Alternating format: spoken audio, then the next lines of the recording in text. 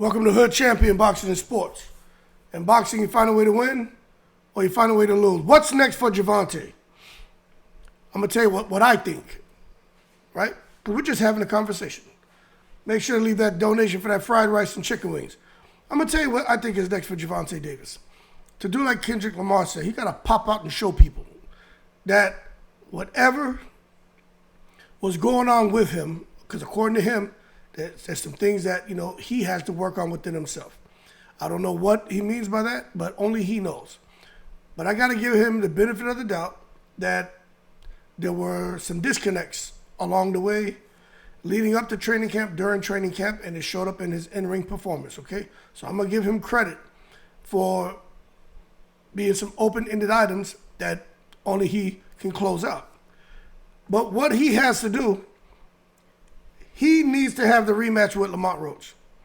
That's the only way you fix this. Because his previous mentor, Floyd Mayweather, people can say whatever they want about Floyd. But whenever he ended up in a situation where fans were kind of split on whether he won, whether he lost, Floyd said, run it back. And when he ran it back, you saw how things went. It goes Floyd Mayweather's way. Gervonta Davis is in a position, almost like a losing position, a place he said he never, ever wanted to be.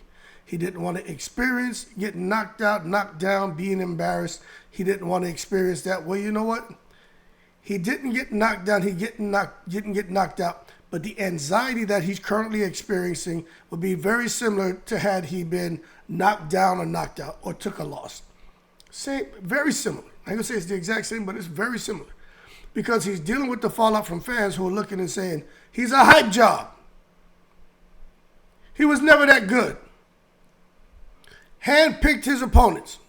Cherry picking. And this was a cherry pick gone wrong. He pulled Lamont Roach up. And now if you let fans describe it, this super small 130 pounder. I tell you what, Lamont Roach, you know what he looked like on fight night? In his face, he looked like Bow Wow. In his body, he looked like Bob Sapp. So Lamont Roach didn't look like no little small 130 pounder. He looked like Bow Wow Sapp is what he looked like in that ring compared to Gervonta Davis. But that being said, cherry pick gone wrong is what some people are saying. And it doesn't help when you lose when you're in a very competitive fight and you end up post-fight interview talking about you had grease going to your face, grease going into your eyes, and then the corner is wiping your hair and face with the damn towel. So if that's the case, they're just continuing to spread it throughout your damn eyes and face. So I don't buy that. Plus, whoever did his hair, they went on record and said that they put greaseless products in his hair. So, and then he said he ran water on it. Let me tell you something. The way those braids were laying in that ring, it didn't look like he ran no water on nothing. It looked like if anything, he had a do-rag on it to lay them braids down. So when he got in the ring, he was looking, pretty boy. Pretty boy status, not pretty boy Floyd. He was looking like he was going to the club, like he was trying to be cute. But that being said, some people likened him talking about the hairstyle malfunction, similar to Deontay Wilder talking about the costume malfunction. Deontay Wilder caught a lot of flack for the costume. And Gervonta Davis is catching similar flack for the hair grease. Now, and to the defense of Deontay Wilder, what I will say is Deontay Wilder seemed to be puzzled because he couldn't figure out how Tyson Fury beat him. Now, let's just be real. Skill for skill, Tyson, there's no comparison between Tyson Fury and Deontay Wilder. All right? Just be fair. Skill for skill. We're not even talking about the secret society and all the other shit I talk about. But skill for skill, Deontay Wilder can't compete with he can't compare to Tyson Fury. Now, anybody saying, oh, well, in that second, third fight, you didn't see much skill for Tyson Fury. Okay, forget that. That first fight, Wilder and Fury. What did you see from Tyson Fury? Floating like a butterfly, stinging like a bee. He looked magnificent. It was something of beauty, the way Tyson Fury was fighting.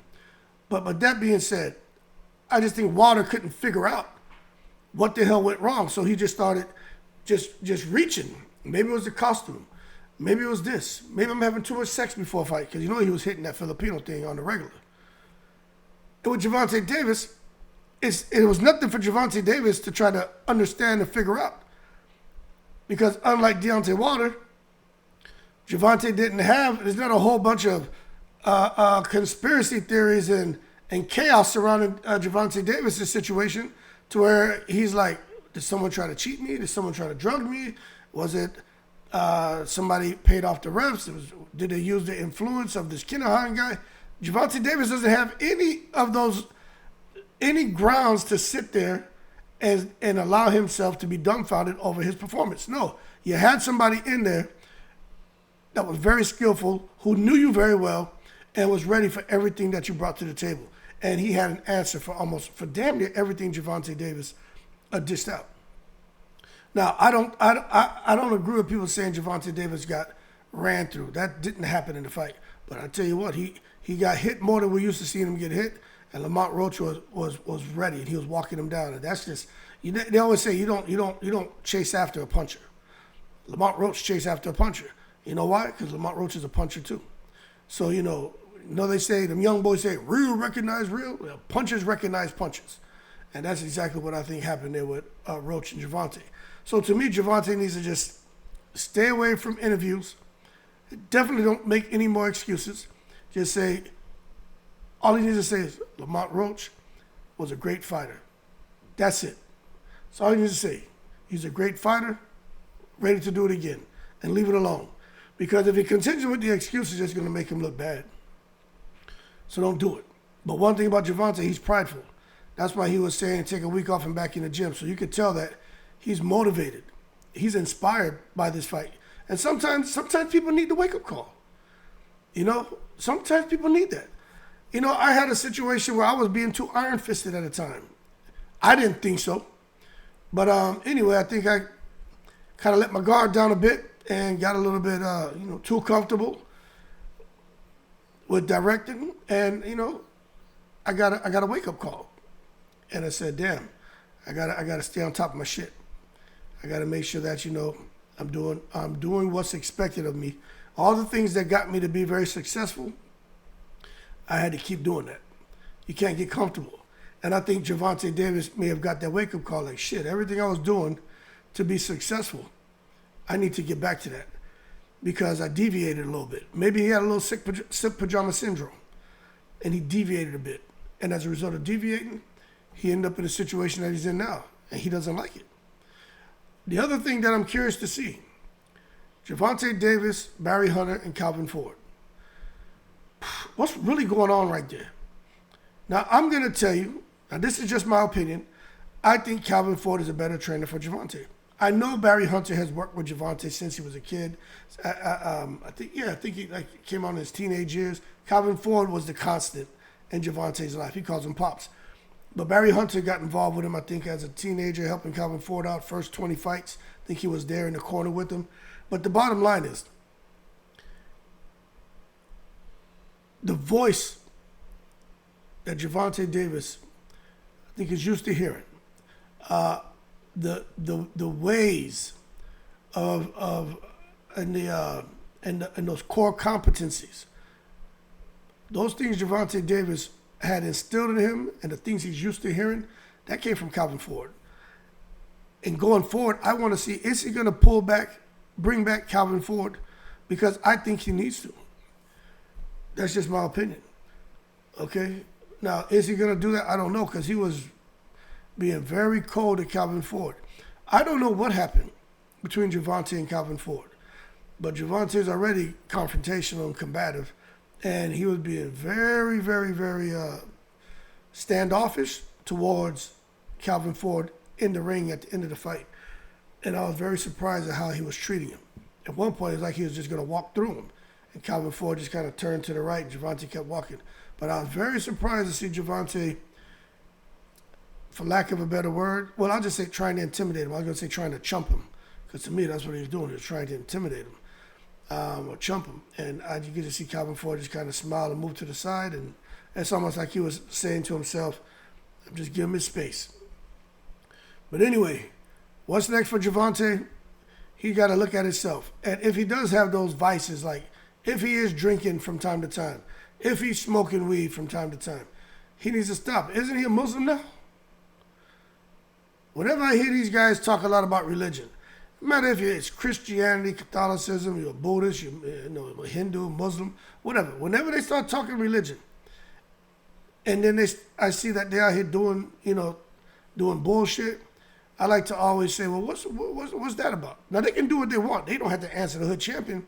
But for me, maybe you need to lock back in and get in tune with your religion. Because if you follow that blueprint, the smoking and alcohol goes out the window. You know what I'm saying? But that being said, only Gervonta knows what's best for him. I'm curious to see what the WBA is going to say. We talked about it in the last couple lives. They're trying to make a decision right now on ordering the rematch. I'm just not sure what's going to happen. Maybe at the time of doing this video, maybe something just popped up out there where the WBA made a decision. I don't know. But that being said, Gervonta Davis, look, man, he got some things to work on. But I just feel when you get a guy like Gervonta and Lamont Roach, from what I've seen in that ring, I call those guys, and I'm going to keep saying it, Gervonta and Roach, that was the Baltimore versus Maryland's Pacquiao, Juan Manuel Marquez. You put them two together, you're going to always get a very good competitive fight. Every single time. So there was Pacquiao, Marquez, Gervonta, and Roach.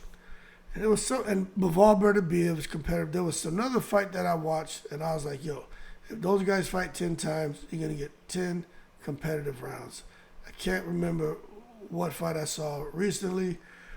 Well, I was like, Jesus, they're just going back and forth. I can't remember what fight that was. But that being said, let's see what's next for Gervonta Davis. Y'all keep cool. Y'all in the breeze.